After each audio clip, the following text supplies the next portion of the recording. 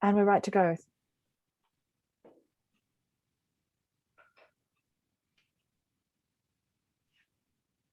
Excellent. Well, welcome everyone. Thanks for attending this. Peter and I are going to take you through our e-commerce 101 session. I think similar format to last time. We'll present for about 40 minutes and then from there open up to questions that you might have. We'll also have the chat as well. So if there's any questions along the way that you want answered, Pete or I can answer them depending on who's presenting. So I guess for most of you I've seen recognized some of your names that have been on the previous ones, but essentially for those who are new, there's myself and Peter. And I guess we have been running and working on digital and e-commerce for a number of years now, and in terms of our services, we are specialists and experts in digital and e-commerce and all the things that go with that. In terms of the next slide, Pete, we've partnered with a number of agencies or a number of clients, large and small, and we've run e-commerce ecosystems and e-commerce platforms for businesses large and small, and we've also helped to help them grow or fix their e-commerce platforms and ecosystems. So we have an end-to-end viewpoint. So it's not just about building something, it's actually about getting the most out of it, because at the end of the day, hopefully you want to be selling more products and making more money. So move to the next one. Here are the topics that Pete's actually going to cover off. So I might at this point hand over to him. Thanks, Kingston. So again, a lot to get through today. Really just an introduction. Hopefully I can get through this in about 40 minutes and take some questions at the end. 6 sections here. First of all, should you get into e-commerce? What platform or software to use? Other considerations once you've chosen a platform, and then getting customers and selling products. A few ways to do that, and then a few things that we've discovered sort of help with your e-commerce success. First of all, should you get into e-commerce? This day and age, the answer is yes for a lot of businesses, especially with the lockdowns and pandemic. But to really answer it, I guess you've got to ask these questions as well. What's your competition doing? Are they moving into that space? And to keep up with them. What are your customers doing? Are they even if your competitors aren't moving online, are your customers doing it? Are they expecting you to sell online, and are they wanting to engage with you digitally? Will it allow you to reach new customers? So will going online, hard to expand bricks and mortar, takes a lot of investment, but selling into a new market, possibly overseas or interstate, could be a way to broaden your reach. Like I touched on there, the lockdowns and pandemics and things like that. Will selling via another channel allow you to deal with some of the unexpected things that come up, and not just pandemic going forward. It could be bushfires, it could be other local things where customers can't get to you, you can't get to them in traditional means, but you can still engage with them online. And then thinking about what it is that you're offering, is it easily shippable? If you've got a product or a service, if what you're offering, you're usually doing face-to-face, can you create an online experience that people can buy and you can transact in that way? So moving on, if the answer is yes, and because you're on this call today, I'm thinking you've probably answered that already. A good place to start is the software or what platform that you're using. Now, once again, considerations in choosing the software is budget. So there's two main ways to go about it. You can own your own infrastructure, put together a team and build something from scratch, or you can rent the software. So much like you either build or rent a shop front, you can do that with a website. You can providers like Shopify and others have software and themes ready to go.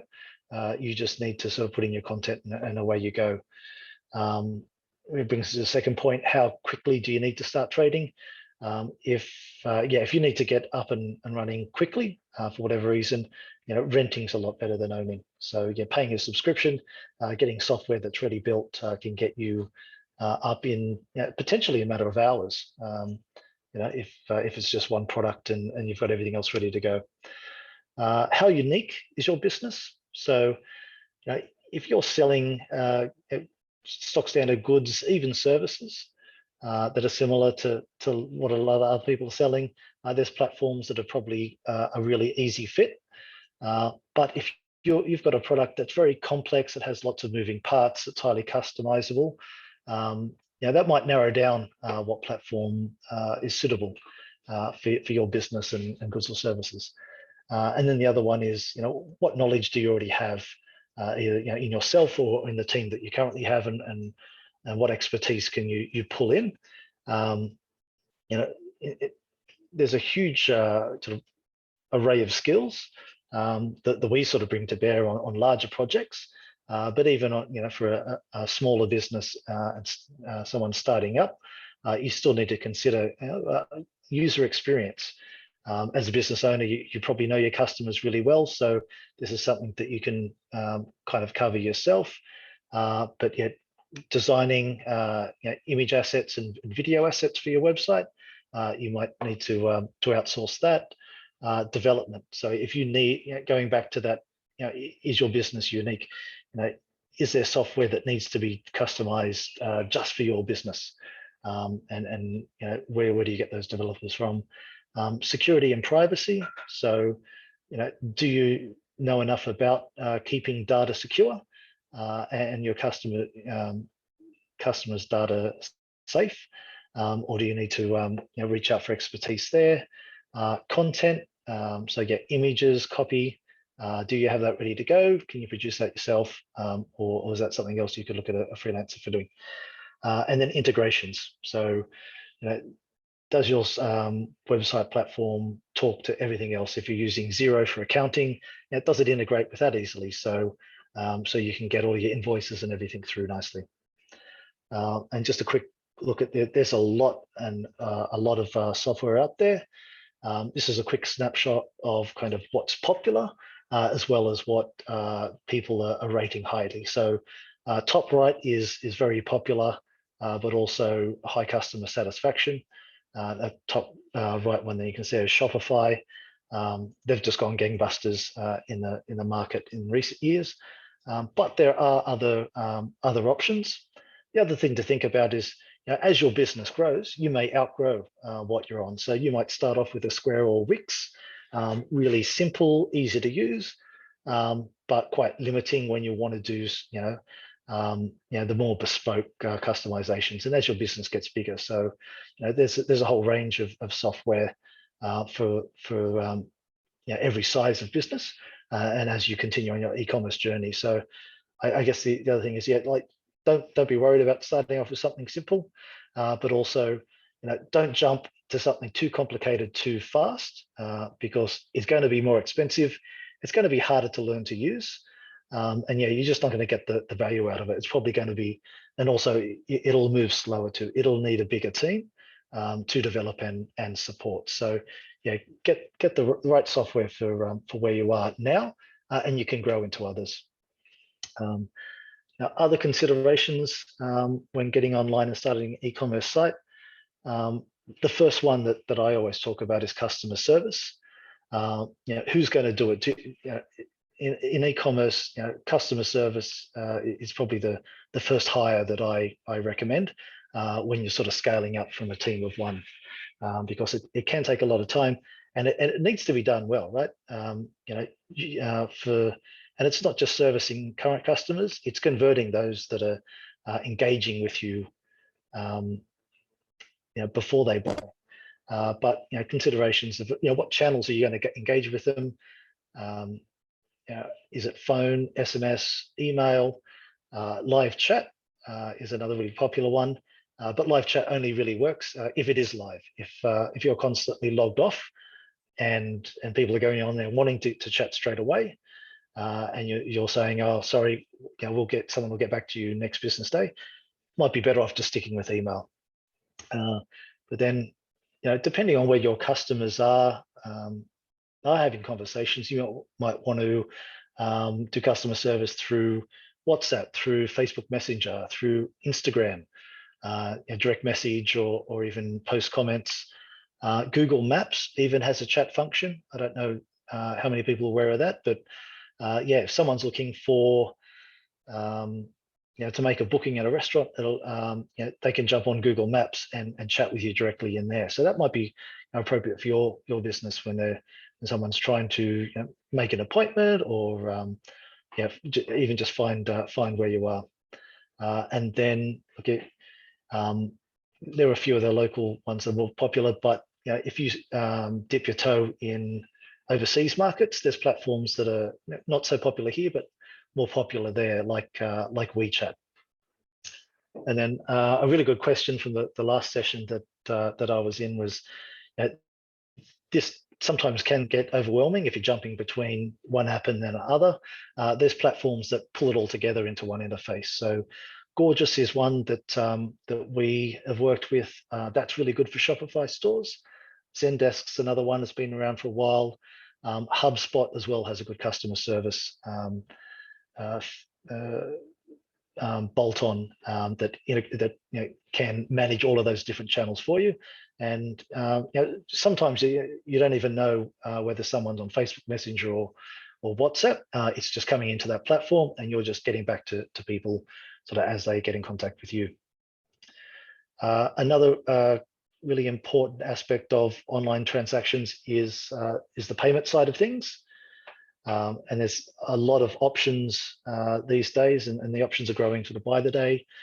Obviously, Visa, MasterCard, and even Amex are sort of your core three for credit cards. But a lot of people are more comfortable with wallets like PayPal when transacting online. If your customers are in the tech space, they might have some Bitcoin burning a hole in their pockets. And if you offer transactions in that, that might give you the leg up against your competition. The Apple and Google Pay wallets are also really convenient. People load their various credit cards into there, and if that's on your website, it's just one click. All of their details are saved there.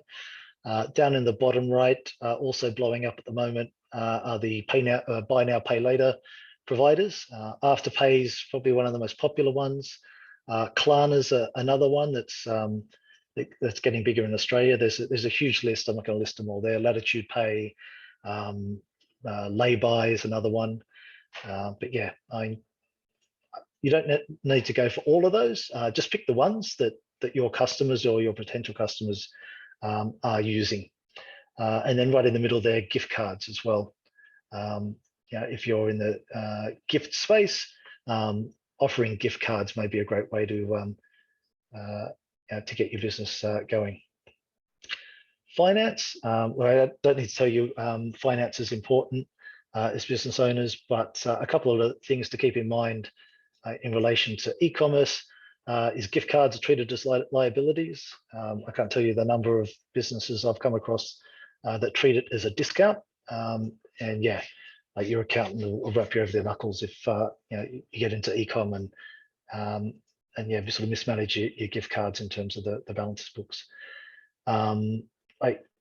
Raising invoices can become onerous even for as you getting started with low volumes of online transactions. So the more you can automate the flow of the critical information from your e-commerce platform into your accounting software, be it QuickBooks or Xero, it's going to save you a lot of time with your bookkeeping. That's probably the first integration I do once you've got your website set up.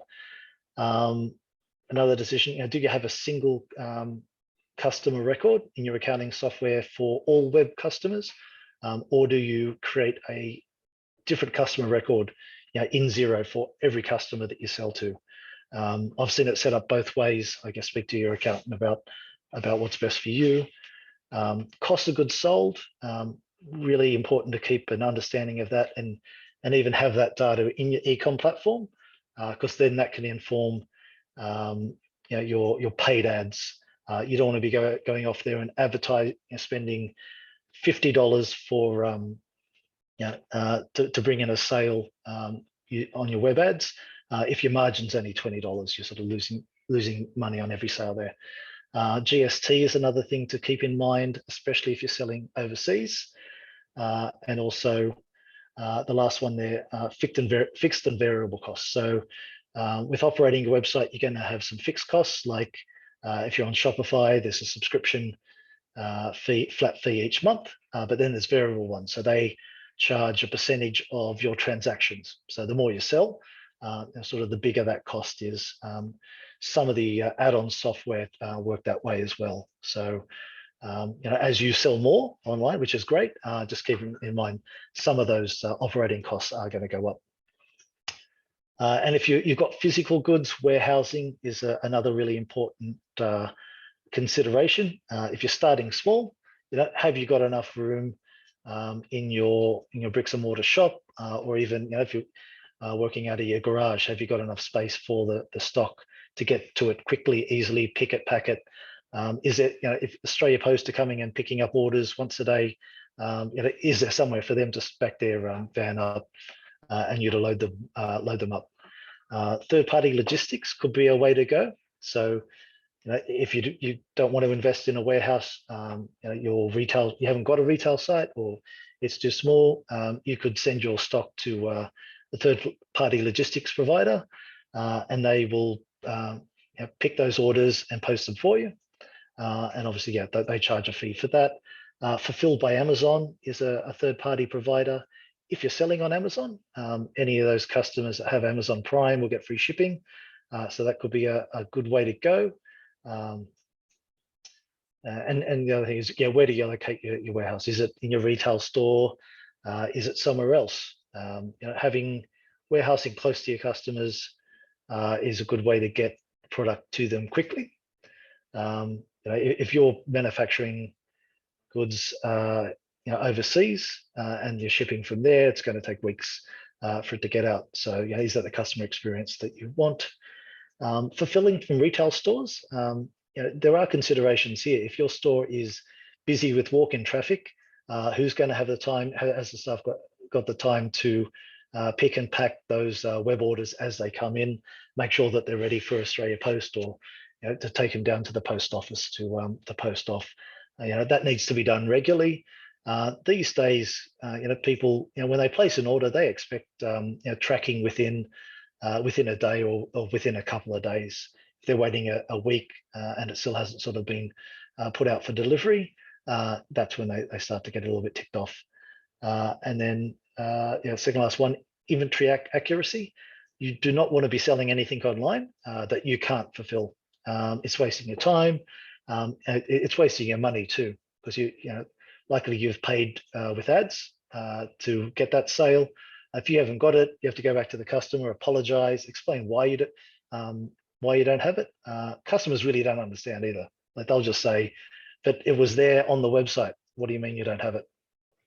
So, if you can keep an up to the minute, or even just reconcile at least every day to make sure that web inventory is accurate.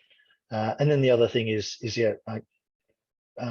cold storage, or does your product have any specific requirements? Is it going to perish? So do you need to store it in a particular way, and are you set up for that?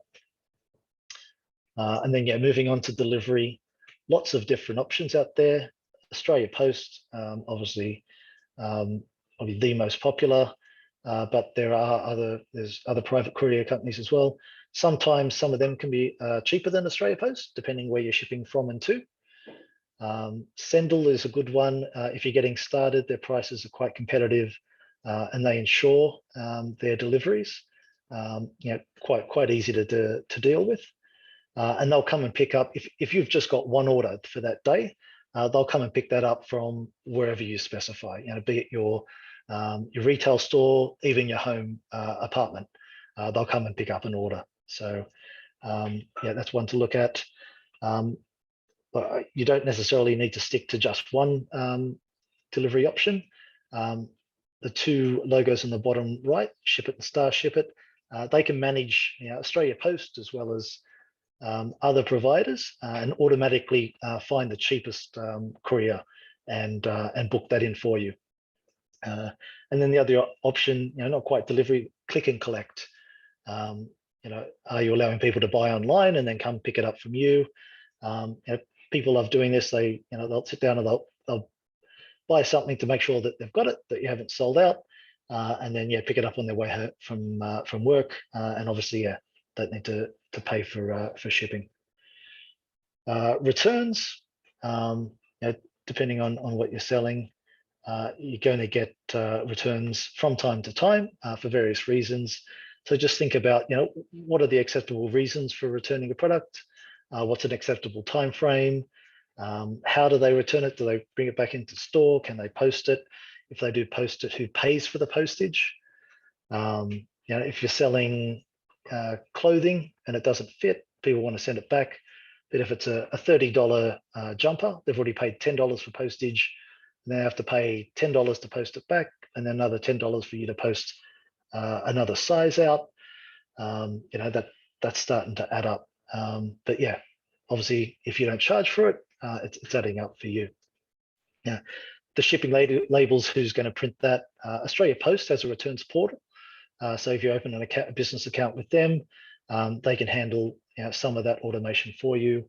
There's also private providers as well. So I think outlets like 7-Eleven, you can drop off returns there for some of the other returns providers. Content. A lot of people underestimate how much time this takes. So I've just listed there a few of the different types of content that you need to produce and continually update and add to on your website. So for products, you need product photography. Are you shooting it yourself? Are you getting that from manufacturers? That all needs to be presented nicely. Informative descriptions about the product. Blogs is a really good way to drive traffic and interest in your goods and services. And all of the marketing channels too. You need imagery on your homepage, emails you're sending out, and various different formats. Videos, stills, landscape, portrait, square for Instagram. Producing and resizing all of that takes time. Policies, so more than just returns. I don't know for Shopify won't let you get your website live until you have some of these policies in place.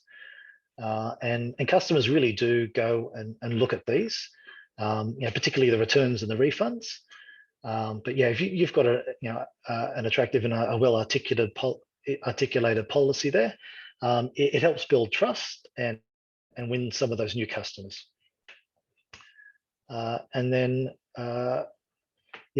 Probably one of the most important, if not the most important thing to think about once you've got your site there is what's your unique selling proposition.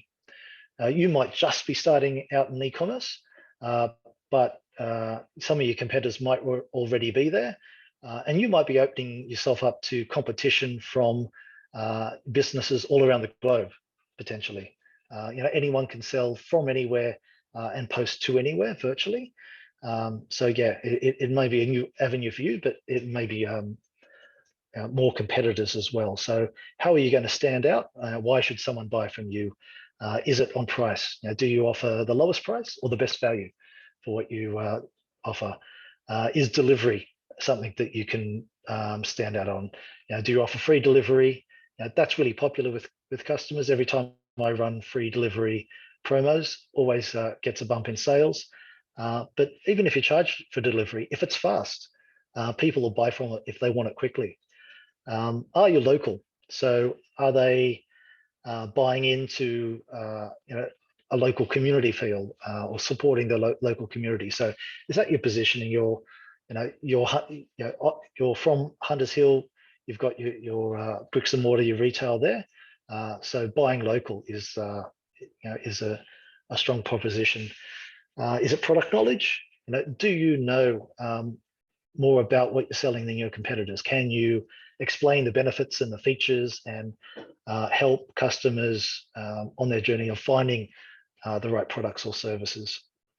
Do you offer add-ons like setup or installation for your product, whereas your competitors are just sort of shipping it from on eBay and you're dealing with it yourself? Range is another really good one.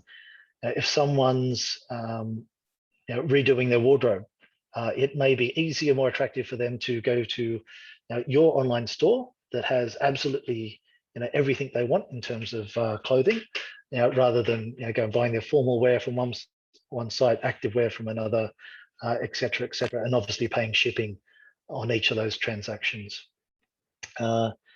Is your product or service unique? Is no one else doing it? That's probably the strongest proposition. That no one can offer what you offer. Much like the setup, installation, after sales service. So is your customer service top notch? Is that why people are buying off you? Or are there some value adds you can throw in there? And this last point is probably the weakest of all of them. You jump online, you very quickly see that pretty much everyone's doing free gifts. So they're throwing a free dog toy with your dog food, loyalty points, all of that kind of thing. And now, once you've considered all of that, moving on, how do you get customers or get more customers if you've already made your first few sales?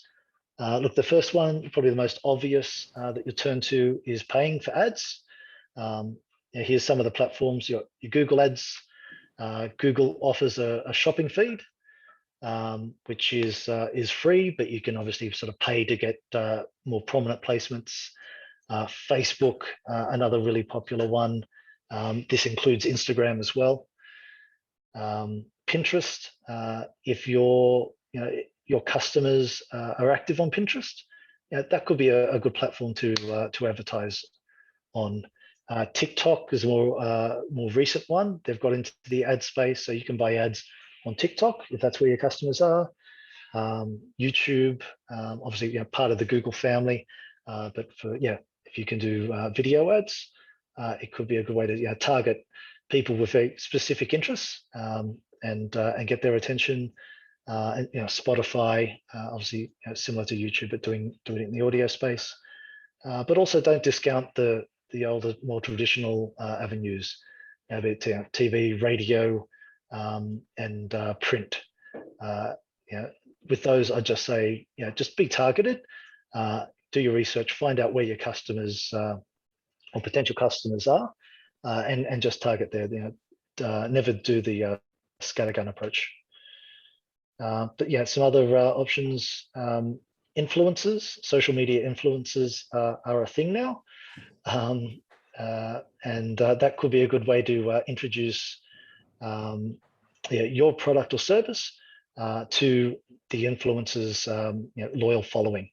Only thing I'd caution here is do your research, make sure the influencer does have a following that of people that you think would be interested in what you're selling, and get everything written down in the contract. So you're 100% sure if you're getting what you're getting for what you're paying.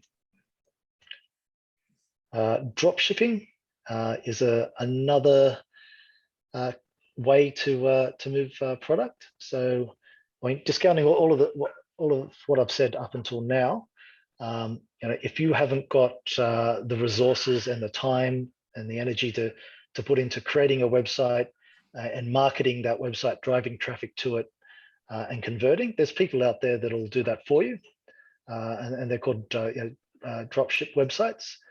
So the way that works is they set up the website and they take the orders and they just pass the orders on to you, and you package up your products and you ship it out direct to the customer. So you don't have to worry about the website, its ongoing costs, and the advertising, or even the customer service aspect of it too. The website, those who run the website take care of that. It's just another channel for you to move some of your products. Word of mouth is a tried and true method. In the online space, it's easier than ever to sort of give that a nudge. If you, offer your loyal customers a bit of an incentive for them to spread the word about your website, it's a good way to amplify what happens naturally in terms of word of mouth. Another way to get sales online is marketplaces. So all of these marketplaces already have a massive amount of traffic, lots and lots of people looking for all different types of products. So it could be another good way to introduce new customers to what you're offering. Obviously, a downside there, that there are fees involved, and you're up against a lot of other competitors.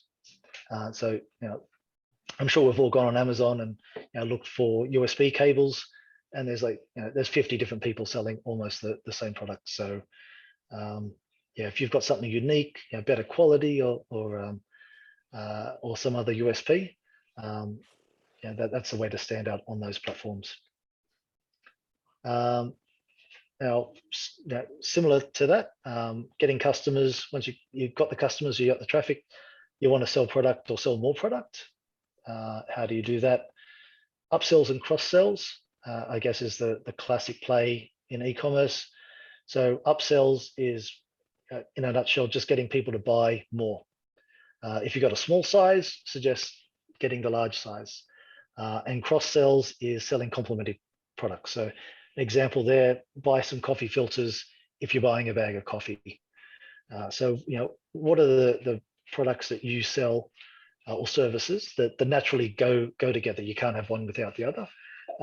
It might even be considering expanding your range. If you're selling coffee but not coffee filters, why not get some coffee filters and sell those as well, just to up your the revenue that you're taking with each sale.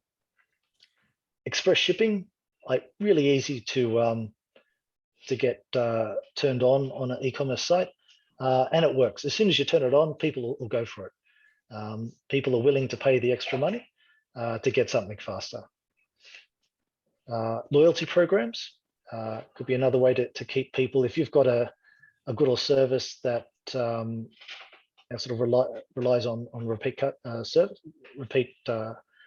customers, you're going to want to keep them loyal. So if they're building up rewards points or cashbacks points with you, they're less likely to go to a competitor. So two options here: go with some of the more established ones. Cash rewards, Flybuys, frequent flyer are some of the main ones, or you can run your own loyalty program. So Smile and Yotpo are a couple that do bespoke loyalty programs just for you. If you've got something that you sell on a regular basis, that could be a way to go. If people only sort of come to you for sort of once in a lifetime, or once every couple of years purchase, loyalty, your own loyalty program may not be the way to go. Customer service, two sides to this. It's the pre-sale as well. It's giving the customer the information that they need to make the right decision, and to have confidence in you as a brand, but also the after-sale service, them knowing that if something goes wrong or something's not quite right, that you're going to fix it. And there's companies that have sort of built their success solely on customer service. So you don't have to be the cheapest to make people happy. You probably know this already, but quite often prices are relevant. It's about meeting or exceeding those expectations, keeping the customer happy. One of the easiest way to do it as well is with promotions. So whether you're price discounting off your RRP, or if you're offering coupons, And with the coupons, yeah, percentage off always works better for products under $100. Dollars off for anything over $100. It's just that psychology of the bigger number is always more attractive. Yeah, buy one get one free. Value discounts, free shipping is another promotion you can run from time to time, or bundling products together and a discount for buying, I guess those cross-sell items or promotions that, yeah, levers you can pull from time to time. Obviously, I want to sort of discount all the time on everything. It sort of becomes a race to the bottom. Subscriptions is another way to boost your scale. So if you've got something that runs out regularly, like for example, makeup, you know, you've worked hard to get one sale from the customer. Why not give them the option of just putting down their credit card and you sending you know, a new box of cosmetics or no banging, whatever it is, on a regular basis, be it you know fortnightly, monthly, quarterly, or however long it is. You know, the software that you can plug into your e-commerce platform that makes doing this really easy. And it, you know, you've turned something that could have been a one-off sale of you know $50, $100 into recurring revenue that you're getting every few months. Reviews. I'm sure we've all done it. We looked up reviews on hotels before we've bought. So yeah, asking your existing customers to give you either a product review or even a review of your service and your business as a whole is a really powerful way to build credibility and attract new customers. And email and SMS programs as well. So someone might come to your website, they're not ready to buy, but they might give you their email address or their mobile phone number. You know, if you can capture that and nurture that in a program of relevant content over the weeks or months as they're on that buying journey, they're going to keep you top of mind. And when they're ready to buy, there's a good chance that they're going to come back to you. Pete, I'll just there's a question from Danielle just about how to deal with false or bad reviews. Yeah, I mean, different people have different, I guess, philosophies on this. I mean, you obviously don't. You want to show a mix of reviews to show that it's authentic. If someone will go in there and like all the reviews are 4.5 stars, you sort of think, are they authentic? So I think the bad reviews can build credibility and help as much as the good ones. The key to success as a business, though, is how you deal with those bad reviews. So, not publishing them, ignoring them, probably isn't the way to go. If you respond, acknowledge the problem, acknowledge how they're feeling, and if you're demonstrating, what you did or what you are doing to rectify, whatever problem that they had, I think that's as much as you can do. And look, sometimes people are angry and they just want to vent. And I think we can identify, customers can tell when someone has unreasonably given you a bad review, and your loyal customers might even sort of come to your defense. I've seen that happen several occasions. So I guess, I mean, like anything in life, you take a mix of the good and the bad. The most important thing is to show that the reviews are authentic. Is the main thing there. But yeah, really good question. So yeah, coming on to the last section there. So a few general tips. Be human. Like chatbots were all the rage when they sort of came in a few months ago. And I've talked to businesses who are getting excited, like, oh, we'll get rid of our whole customer service team. This chatbot will just chat to them. It doesn't work. People like engaging with real people who treat them like people. Okay, on all of the emails that that I send and that I set up, I never have a no reply email address.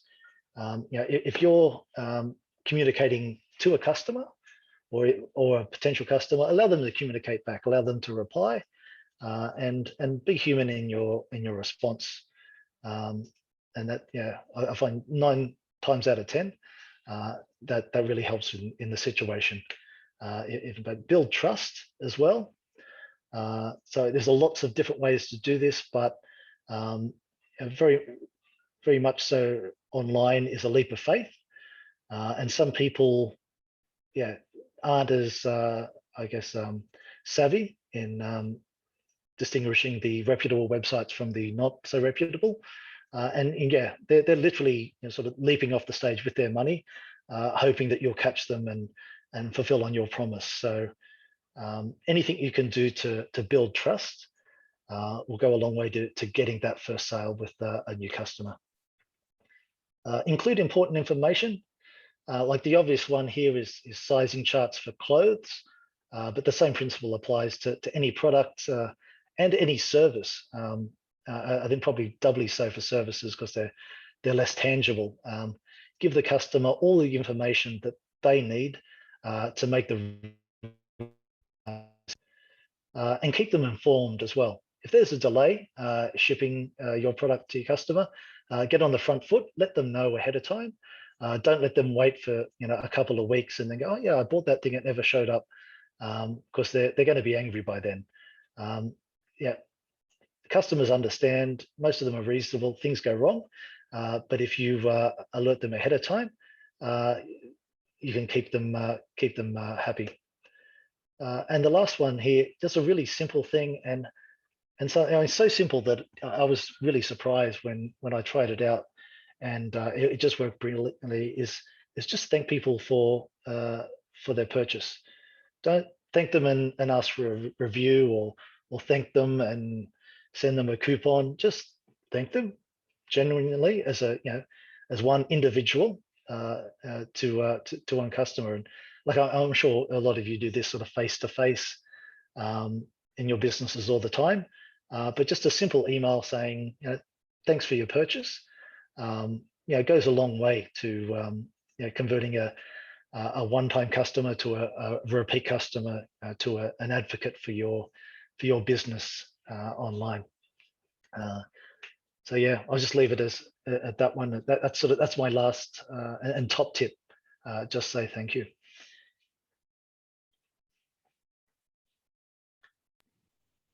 Excellent. Yeah. So from there, if anyone has any questions they'd like to ask, we've got a little bit of time to answer them.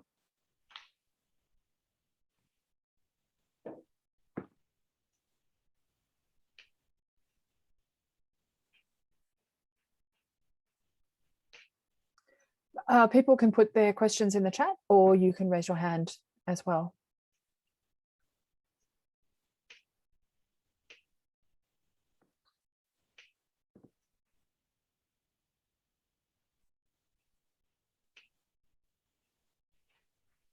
Well, let me pose a question. What have you found is the biggest challenge, either starting your e-commerce venture or currently running an e-commerce venture?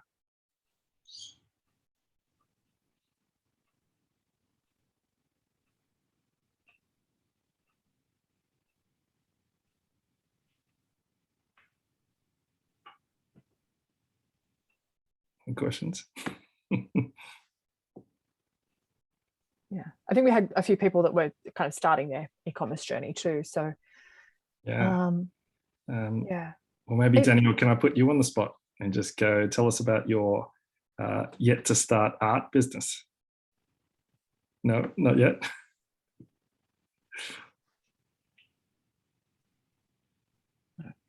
If people have questions that they want to pose, you can actually put them in the Facebook group, which we have started, which is called Love Your Local. And you can get to that from the website, the Hunters Hill Castle website as well. So we're happy for people to continue discussions there as well. And we have recorded this session, so we will be putting that up. And if you want to watch it again and have a think about some of the things that you want to actually engage with and go and explore, I think that would be a fabulous opportunity for people to do that. And part of what we're doing is that, because this is part of a series, so the next workshop, which is next week, is actually looking at generating leads, isn't it, Kingston? That's correct. Yes. So some of it will cover off some of the things that we've spoken about in terms of social media as well as e-commerce. But for some businesses that don't transact through an online website, it might actually be more of a service. We'll cover off some things about how to bring in new customers, how to generate those leads, how to manage them. And so I guess we're cherry picking from some of the previous discussions that we've got, and then specifically focusing on how to bring that through. And I think that's very important for as we start to get out of lockdown now. It's a major opportunity leading into the festive period, the summer period. There's lots of opportunities going around, and hopefully post that will give you some good ideas to make sure that you capitalize on it.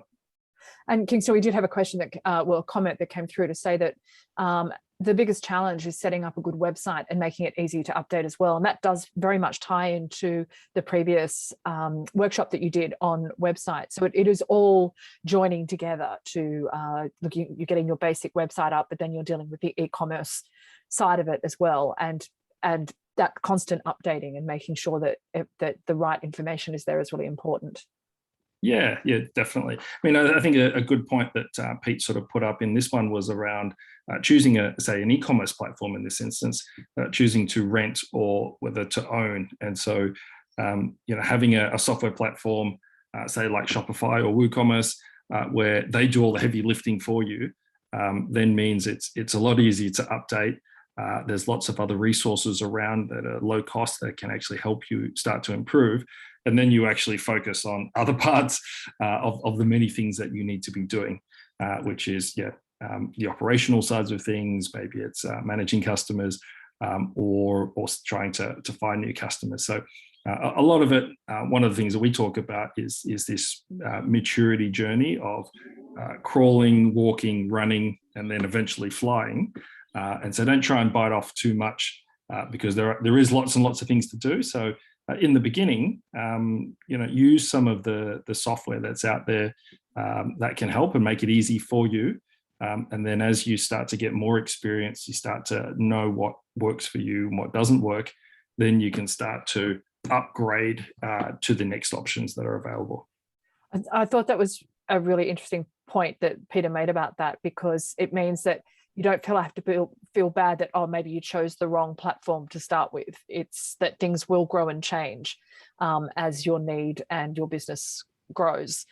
And so that was a really interesting point to say you could start with Wix and Squarespace, but then move into Shopify as you get used to it and you find out exactly what it is that your needs are, because what you think you need may not actually be what the customer wants or something as well. Yeah, exactly. I mean, the terms in this particular space is being agile and testing and learning. And so certainly it is easier more than ever now to chop and change platforms and move from one to the next. So it is software by its very nature, and cloud software means that you can buy a license one day, cancel it, move to the next. It is a lot easier than what it used to be. Is there any tips around being able to back up all of that information? Go, Pete. Yeah, no, I think a really good question. It's a lot easier now. Like back in the day, you would, if you had an on-prem server, you needed to back that up. You'd want to back it up off-prem. So if your building burnt down, all of your data wasn't destroyed as well. These days with services like Amazon Web Services, Microsoft Azure, and others, they take care of all of that for you. Like they'll back up. It's very hard to lose your data. It just depends what data it is too. Yeah. And I guess from there, if you are, say, moving from one email system to the next email system, you can actually export out your content. So if you have a customer list in one particular email platform and you say, look, I'm going to move from MailChimp up to the next level and use a different email platform, you just export all your contact details out, and then you can easily re-upload them to the new one, and then you turn off your previous software subscription. And what are your feelings about diversifying how people can contact you, given like today with the great Facebook fail with like Facebook, Instagram and WhatsApp all being down. There's three main streams that people are using for communicating with their customers.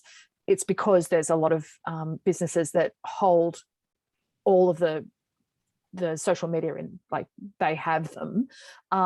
So is that making sure that you still have traditional email, or that you have, you know, different ways of communicating that isn't just Facebook or isn't just Instagram or isn't just the website?